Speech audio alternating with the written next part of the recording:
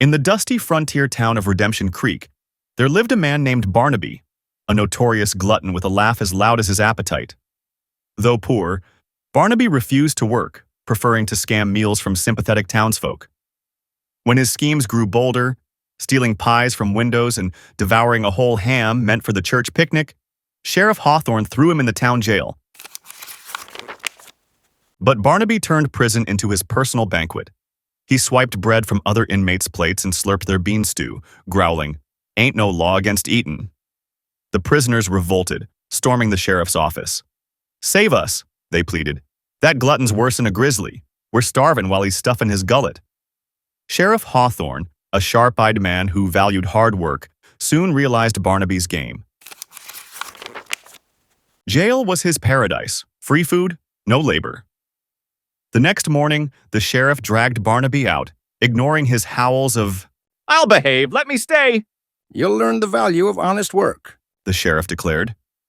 To ensure Barnaby couldn't mooch off others, he ordered Jed, a wiry woodcutter, to parade him through town on a creaky wagon. Jed was to ring a bell and shout, "Here ya, this here's Barnaby, a lazy glutton.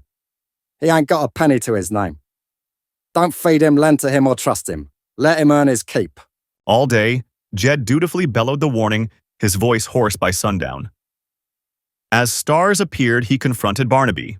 "Pay up. $1 for my labor, 2 for the wagon." Barnaby smirked. "You've been telling folks I don't pay debts and ain't got a penny. Reckon they'll side with me now. Why'd they trust you to collect what I owe?" Jed's face fell. He'd been outwitted by his own words. The sheriff, watching from the shadows, shook his head. "A lesson for us all." So, let's talk about what we can take away from Barnaby's antics.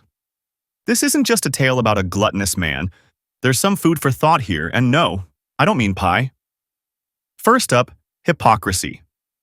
Jed went around town shouting that Barnaby ain't got a penny, and yet, he turns around and asks Barnaby to pay him for his labor. See the irony? It's a good reminder that if we want people to take our words seriously, we need to make sure our actions back them up. Next, there's the illusion of control.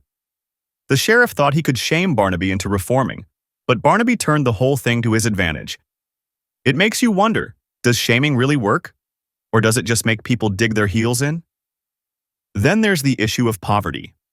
Barnaby's actions reflect both personal choices and larger societal issues. Sure, he didn't want to work, but think about how society treats people who are down on their luck. The story forces us to think about where the line is between personal responsibility and systemic challenges. Oh, and let's not forget the power of words. Jed's bell and warnings were supposed to isolate Barnaby, but they ended up giving him ammunition instead. Words can be tricky like that. They can take on a life of their own.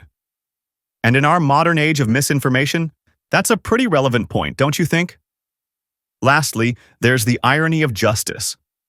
The sheriff was supposed to uphold fairness, but in the end, he just stood back and watched as Jed got humiliated. Makes you question who really holds the power in situations like these, the law or the people interpreting it. So, there you have it. A story about pies, wagons, and gluttony that's really about the deeper questions in life. Who knew Redemption Creek had so much to teach us? Thanks for listening, my friends. If you enjoyed this tale, make sure to check out my other story videos for more lessons and laughter. Don't forget to like and subscribe if you'd like to keep the stories coming. And hey, what do you think about Barnaby's cunning or the sheriff's plan? Do you agree with how things played out? I'd love to hear your thoughts in the comments.